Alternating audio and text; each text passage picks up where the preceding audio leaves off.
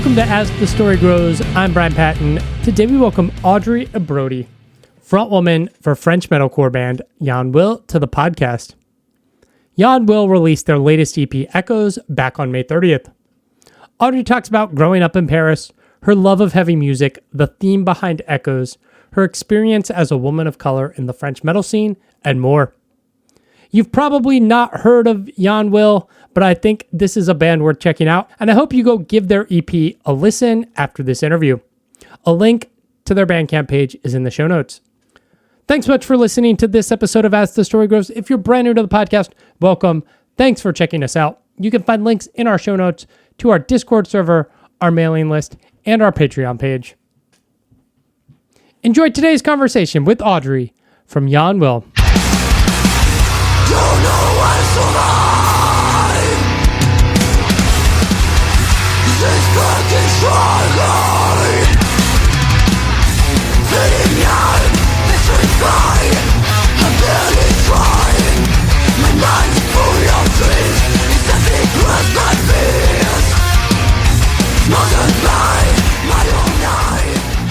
Thanks for hanging out, taking the time to join me.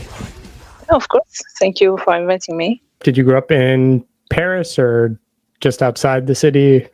I grew up in Paris, and currently I'm living in Lille, in north of France. Yeah. Okay. Awesome. What was growing up like? It was cool. It was great.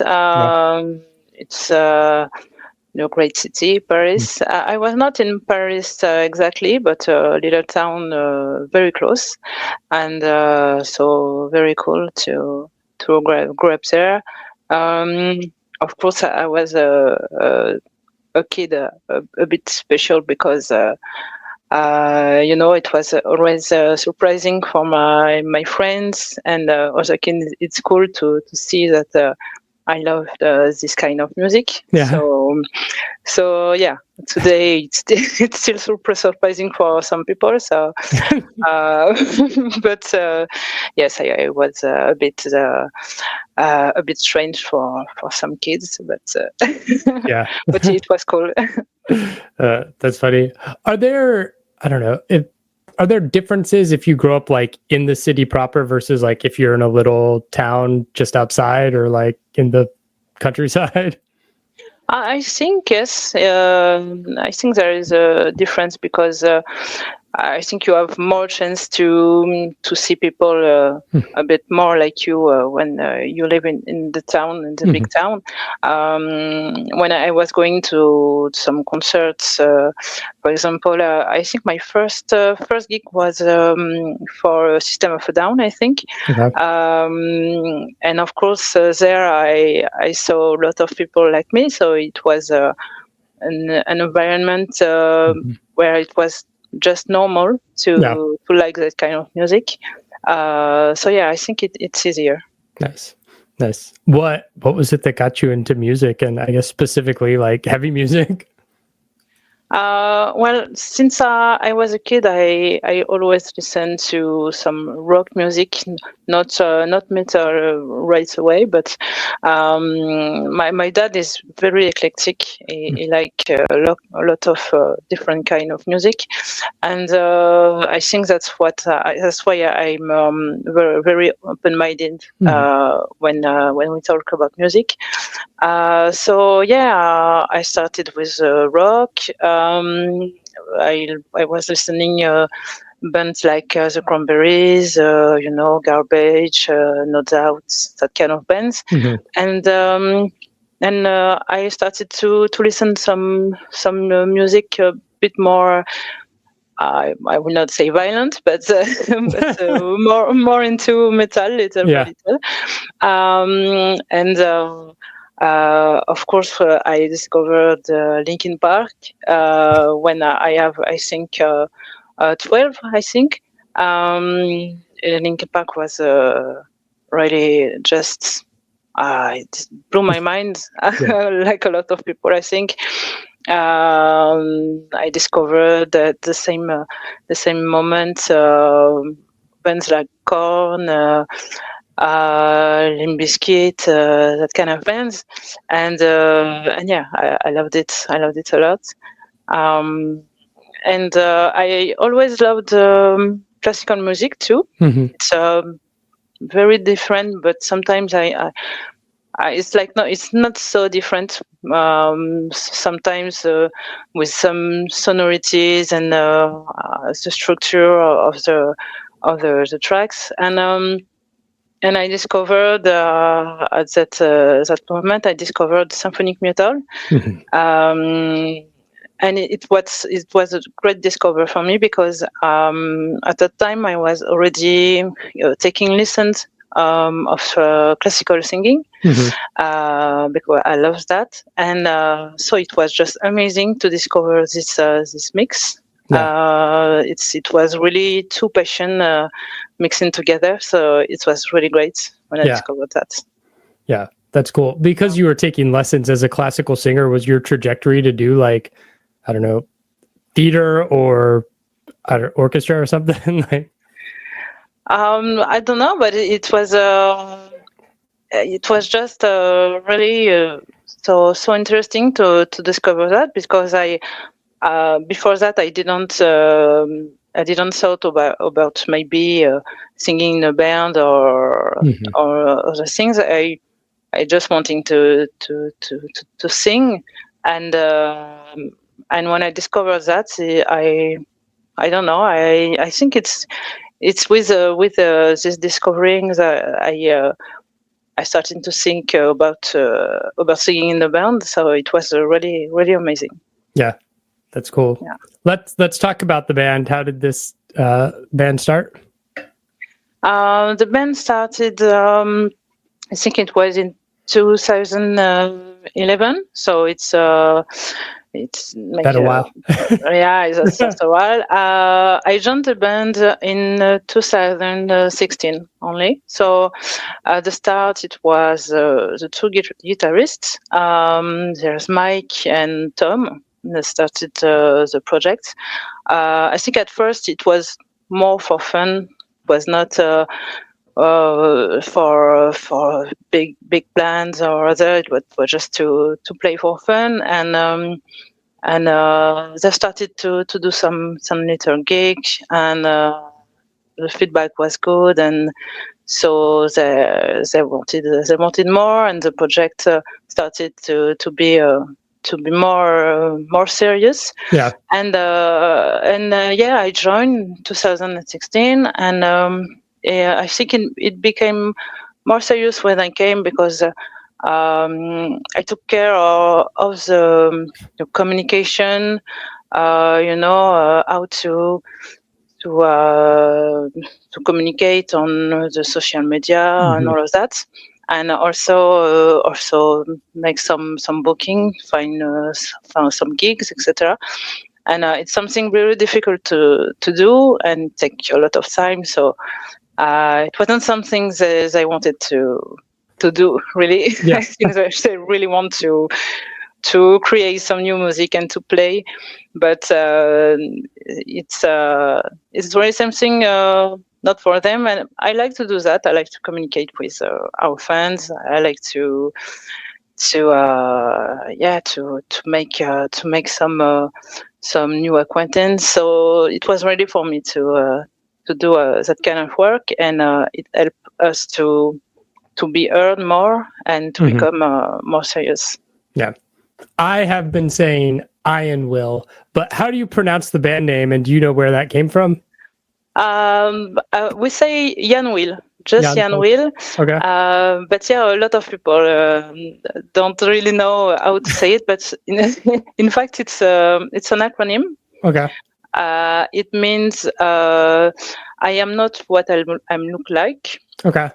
So in reality, there is not a real pronunciation. There's not good or wrong pronunciation. It's not a real word. Yeah. That's cool. You last put out a record in 2019. Obviously, a pandemic happened, but what took so long to get to the CEP? Yes, I think because of the pandemic. Yeah. Of course. it was really difficult to start something after that. And it was difficult for us not being able to make to tour with this album. We didn't have the opportunity to really play it at that time. We still play some of the tracks of the album, but it's too bad because we don't have to release this. The time we should have been playing this album just after its release, so in 2020, and at that time it was just the end of the world. So we took I think 2 years after that to just think about what we should do, and we decided to just move on and compose more tracks, and then we started to play some more tracks, and it's like this album has been listened anyway because of course there's the streaming today, and I think during the pandemic a lot of people started to listen more and more streaming music. Our album I've been listened a lot, so it's cool, but we don't have the opportunity to play it a lot of stage. Yeah. One of the things I am more fascinated by these days is talking to bands around the world is the choice for many bands to sing and have their songs be in English. Was that a conversation you had, or was it just like you're in a band, so your songs are in English? Especially, we talked, it's not your first language, right? Yeah. I don't know if it was a conversation really. I remember that we already talked about the idea to maybe write at least one song in French one day, but I must admit that discussion that didn't come up. We already talked about that. But no, I think it just feel easier to write in English. I think it's I don't know. Maybe it's the fact that most people won't understand right away what you're saying. So when we write some things very intimate or really about something we lived or what we are feeling, it's easier to sing it. And if the fans want to know more about what I'm singing exactly, they can see, they can find easily the lyrics. I think it's just easier to express myself in this language because it's not understood right away. So it's easier for that, I think. And also, I don't know, just the sonorities. It's just easier to make it sound beautiful. I think, but I think it's just because I speak in French since forever. So it's not that I don't like my language, my native language, but I don't know. It's just very difficult, I think, to write beautiful lyrics in French. Some know how to do it. I'm not sure I know how to do it, but I should try. I should try at least once.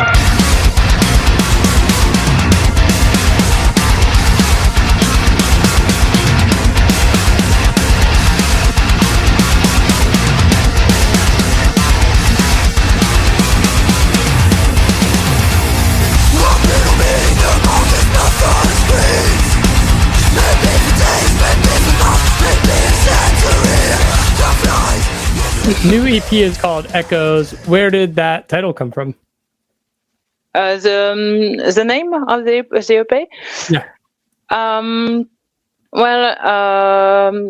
The theme, it's really about silent pain, but how we feel sometimes totally lost, and we can show it, we can talk about it.